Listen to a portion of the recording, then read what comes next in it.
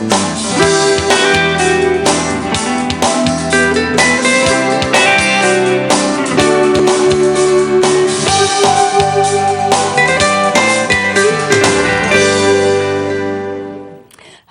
and welcome to the Art of Being Human. I've been talking to you about diabetes, the fact that you use insulin. I've been addressing this basically right now for insulin-dependent diabetics, what you take, what the needles are, and the doses of insulin and what they do to you and so forth. Now, today I decided to take a segment, maybe two segments, I'm not sure what I'll need exactly for time, to show you what I've been doing and to show you what I've been talking about. If you are a diabetic already and you're on insulin, you're pretty much going to be very familiar with what I'm showing you. But if you are a diabetic and you aren't being put on insulin yet, but you think you will be, this is for you, but it's a review for everybody else too. You know, with a diabetic, it helps to have a little bit of organization because there's lots of stuff that you have to take. There's lots of stuff that you have to do. One lady said that being a diabetic is like having a baby with you constantly, something that demands your attention all the time, something that you can never forget, something that you're always taking care of. And she's talking about the disease of diabetes, of course. You're always working with it, you're always taking care of it, you're always taking care of yourself, and that's important. You have to do that. It becomes a part of your life, but it doesn't feel like it should be a part of your life. You feel like you want to get up and get dressed, have your breakfast, go about your day. Well, you've got to check your blood sugar, you've got to give your insulin, you've got to take your medications, and you've got to write on your log, which I have over here standing on this little standing up here, and I'll explain that to you in a minute. So at any rate, there's a lot to do if you're a diabetic in terms of self-care. And it's something that you're always going to live with, and that's the difficulty about having diabetes as a chronic illness. It gets worse with time, it gets more pronounced with time, and your responsibility to take care of yourself is greater. You know, a lot of people, when they first get diabetes, they try to forget about it. Oh yeah, I've got a little diabetes. I'm not on any shots yet. I don't have to worry about it. And they go on like they don't have it at all. Unfortunately, that's not what to do, or not what you should do, because it's going to get worse and worse and worse with time and more demanding of your time. So I thought it might be good just to take a segment or two and explain what it is that you do every day, what you have with you, what you need to take with you, what you can keep at home, and if you're traveling, what do you need if you travel? It's more than what you might need if you were just staying at home. So let's get started with here. The carrying supplies for independent diabetics, diabetics that are insulin dependent, that's what I'm trying to say. What do they always carry with them? Well, the insulin, the syringes, extra syringes, a glucose meter, lancets, any needed medications, snacks, soda, but not diet soda. If you crash, you need the regular kind of soda that's got sugar in it, otherwise you'll still crash, or candy, or glucose tablets, which I have here somewhere. They may be in my other purse. And you need the meter, lancets, syringes, and so forth. If you're traveling, you need even more. So at any rate, I want to get started here. And if you are on medication, if you're on insulin, this is what you do. Now, let me get started. I have my notes in front of me because I just don't want to forget anything. Let's start with the insulin bottles. Here is a short-term insulin. This is Humulog. Now, bear in mind, everything I have here, any insulin bottle I have here, doesn't have anything in it. They're bottles that I have used. You would not want to keep an insulin bottle under strong lights. You would not want to keep it on a windowsill. It needs to be kept in a kind of coolish environment, but not cold. You could keep it at room temperature for the most part, but to have lights glaring down on it for any appreciable period of time could damage the insulin. This is Humulog. It's a short-acting insulin. And this is Lantus. It's a long-acting insulin. Now, when you first get insulin, it'll have a cap on it. I have removed the caps because, after all, I had to use the medication. Once the caps are used, you can't put them back on. They would just be a little, some kind of a round cover. You flip them off, you toss them out, and what you're left with is like a little rubbery place here, where you actually put the syringe to bring up the insulin. Now, I want to say a few things about insulin and insulin pens.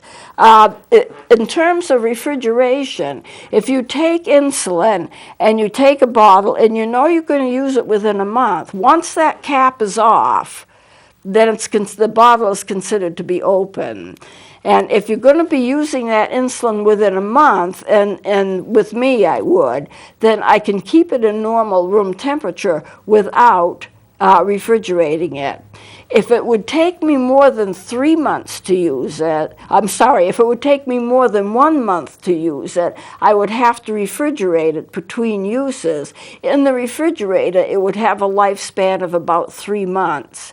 But if you use it within a month, you can keep it in room temperature without refrigerating it. If you have a group of insulin bottles in the refrigerator that you have not opened because you're not ready to use them yet, then keep them in the refrigerator. Do not take them out.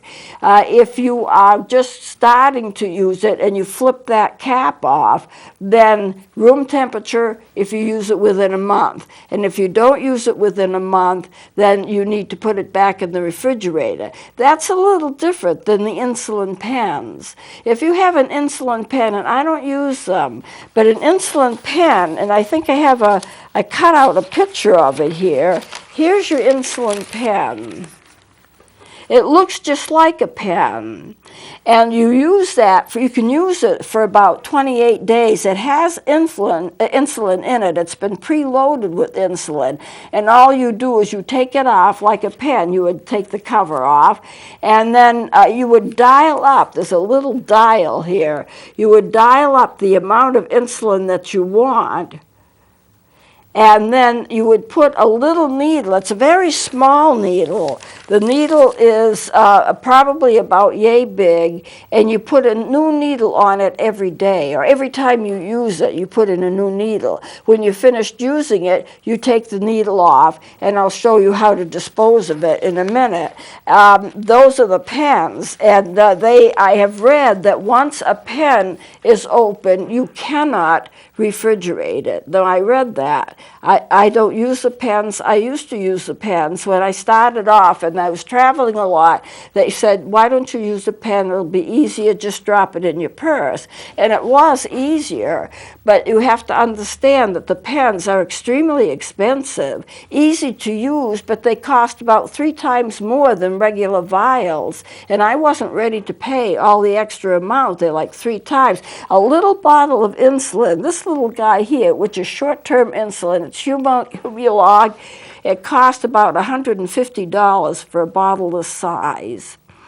And it lasts, well, it depends upon how much you have to take during a day, but for a lot of people, it only lasts like 10 to 15 days. So they're using 2 or 3 of them a month at $150 a whack. That's a lot of money. And most people who use insulin use more than one type. So this is Lantus, this is long-acting. It's quite a bit more expensive than the Humulog. You're talking about at least $160 a vial that lasts me about 10 days, and I use about 3 months of the 3 bottles a month.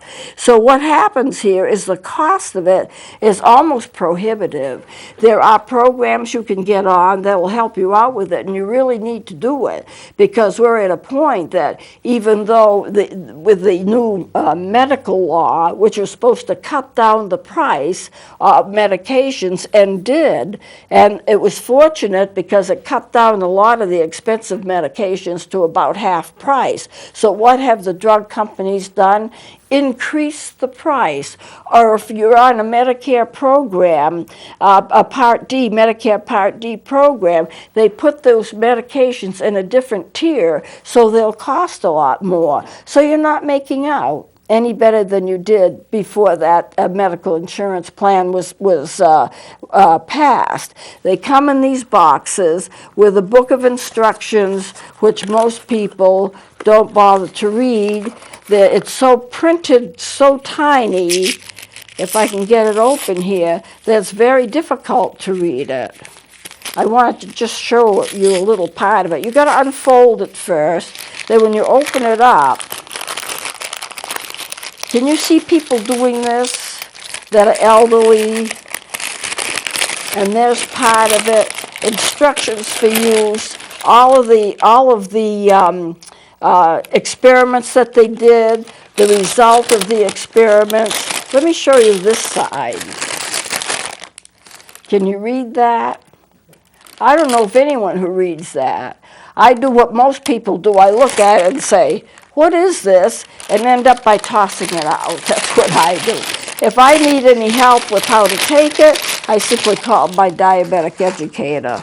But they all come with those, and they always come with the boxes, and they always come with the caps on them. So they come in different sizes, they come in a little different shapes, but they're all vials, or you're taking the pen, and it depends upon the type of insulin. There's a lot of different types of insulin out there. So that's what I wanted to say about insulin. You cannot mix them, freeze them, get them too hot, dilute them. Don't do any of those things. You will destroy the insulin if you do that. So destroying the insulin, a lot of people say, and when I had open heart surgery, I went to a rehab center, which was basically a nursing home, but it specialized in rehab. And a nurse said, oh, you're taking these two insulins, because I had some with me. Let me mix them together. And I was horrified. And I says, you cannot mix Lantus with Humalog. Oh, yeah, we do it all the time. I says, you're not doing it with these. The thing is, Lantus is acid-based. Humalog is not acid-based. Excuse me. You mix them together, you could destroy both of them. So you're injecting people with insulin that won't work. So never mix them unless the doctor tells you to. Never dilute them with water or anything to make it go further. You will destroy it if you do. And you have to be just very careful. Follow the doctor's instructions. This is very, very powerful medicine. And you don't want to do anything to destroy what your hard-earned cash paid for. So this is what I want to say about the bottles. Don't leave them in the sunlight. Don't leave them on the windowsill. Don't get them ultra cold. Never leave them in a car that gets too hot and too cold. If it gets too hot and it gets too cold, it will absolutely destroy the insulin. You may wake up one day and find your insulin in clumps. If you have insulin that's supposed to be clear and it looks milky, it has changed color, don't use it. It's probably destroyed. Call your pharmacist and see what to do, but you probably can't use it. So that's what I would say about the insulin, long and short. Now, I want to talk about lancets, and here we have one. Lancets are so tiny. They're made for one-term use. It has a little cap on the top. Now, let me take a lancet. These two are lancet devices. They help you to prick your finger so you can get a blood sample that goes into the glucose meter. Now, I'll use this one because I usually carry two with me anyway. So if you take a look at this, you have it, and there, if you can catch it, I don't know if you can catch it or not, there's a little tiny needle that comes out of the top. Yeah, I think you've got it. That's what pricks your finger. Now, they're made for one-term use. What you do, I'll pull this out. It's gone. It has a little spring in there. And I will put this one in. For the most part, they are all interchangeable. The lancets, no matter what color they are, no matter what they look like, they'll fit in almost any lancing device. So you put it in, and then I take there's a little cap. I don't know if you can see that or not. It's small, but it protects that little needle. And you take that cap off.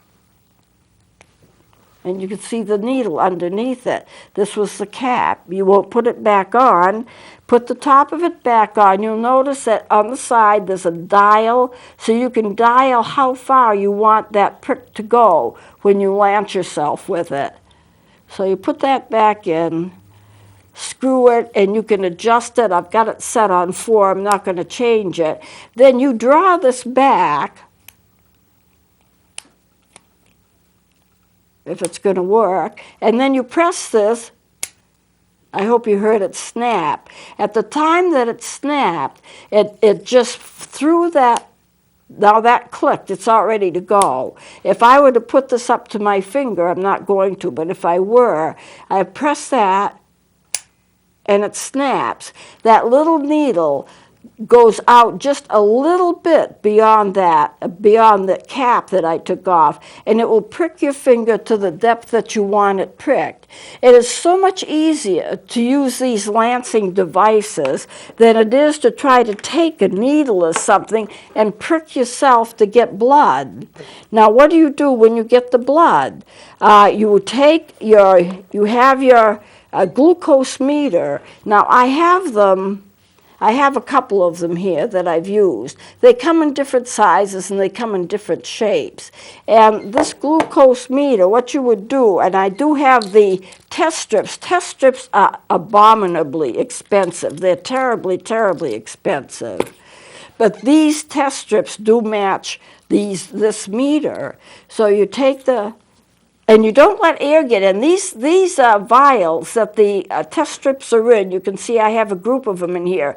You don't let the air get to them. There is a drying device inside this canister so that when you close it, it keeps these test strips dry. They don't get affected by the moisture in the air, and that's important. They have to be kept dry. As a matter of fact, people will tell you, instructions will tell you, do not take them out until you're ready to use it. When you're ready to use it, take one out, only one, and then close the top of it immediately so that the others will not be affected by the moisture in the air. That helps the reading to be much, much more accurate. So then you stick it in the place. You'll be taught how to do this, of course. In this case, right here, whoops, there it goes, right there. And you can see this little vial has lit up. It's recognized the fact that the meter is in there. You would take the blood that you got from pricking from the lancet device, supposing it was here. I'm not actually going to prick myself to do it. And you bring the blood and put it to the top of that place, and then it will be drawn in, and then the meter will read what your blood sugar number is, and then you will know what it is, whether it's normal, whether it's high, whether it's low. If it's very, very low and it's way too low, it'll just say low. If it's very high, say it's beyond 500 or something, it's ridiculously high, it'll just say high. Everything else, it'll actually tell you what your blood sugar is. Now there's a little symbol here. It's ready to take the blood, because I'm not going to give it any, because I'm not going to lance myself on screen. But that's how you do it. Now these, as I said, they come, I may as well put this back in here since it's not used.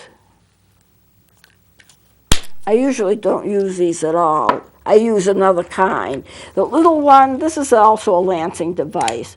You take it off, you stick your little lancet in here, put it back, and although it's small, you can still draw it out, hear the click, and then it blanches you. This actually came, the small one sometimes will come with the meter, that you'll buy it, and it'll come with the meter, the lancing device. But sometimes they do and sometimes they don't. So when you get that sugar, then you know what you're supposed to do, because you'll have been taught what to do. And what you want to do is to record it on this log. I've taken part of the information off this log because it's one that I use. Maybe I should just hold it up here. Well, okay, you've got it. It'll have the date And whether it was breakfast or 2 hours after breakfast or lunch or 2 hours after lunch, it's divided up time-wise. And you put the date in and the time and put what the blood sugar is. And any comments that you have, you write down here. It also has, although I've taken it off, my doctor's name, his telephone number, my name, and all of that stuff. But this is the kind of thing that you use. You can get little books that are called log books that are about yay big, and you can use those. But I think that using this is much more, it's much easier to use. I've written things down here. I haven't filled it out, but I've made kind of a longer form because my doctor will call me and say, what's your insulin to carb ratio for the morning? Well, I know what it is because I would fill that in. So I just look at it and say, well, I've got such and such, 1.5 or something like that. Okay, that's what we've got. If they're checking my numbers. Every 2 weeks, or sometimes every week, depending upon what my condition is, I fax that log to my doctor's office. And then they go by that. Now, when I have these instruments up there, I'm not using these now. I'm using a hot little pink number. It's really cute. But at any rate, when I bring this in, every time I have an appointment, I would bring in my meter. And they can put it on a machine, and most of these meters have like a chip or something in them, so they actually can produce a graph. And it'll tell the time you took your blood sugar, what the blood sugar was, and the date that you took it. And they have this extensive graph that shows everything about your blood sugar and what you took and when you did it and all of that. So they can track it. The less expensive ones don't have that. But I think most of them these days do have a tracking device. And so you might think that the log is unimportant because, after all, they can track everything. But you need it for yourself too, to track yourself to see what you're doing. And then when they get it, they put it on a computer and they get this full graph for however long they want it, for however many weeks they want it. It's very important that these meters be very accurate. The reason being is that your decision on how much insulin you take is based upon that reading. So if you're getting a reading of, say, 250, and you're taking quite a bit of insulin because you have a graph. The doctor will give you a graph. If your blood sugar numbers run from like 75 to 105, this is how much insulin you take. Or from 75 to 180, this is how much insulin you take. And they have that all graphed out for you, so you can just look on it and say, okay, my blood sugar is 200, I need so many units of insulin. And they have it divided up. And the truth is, most people use more than one type of insulin. So there'll be a standing amount of insulin that you take in the morning, and then you go through the day. Now, I'm going to have to continue with this next time because we're basically out of time. So we'll continue with this next time. Please join me then.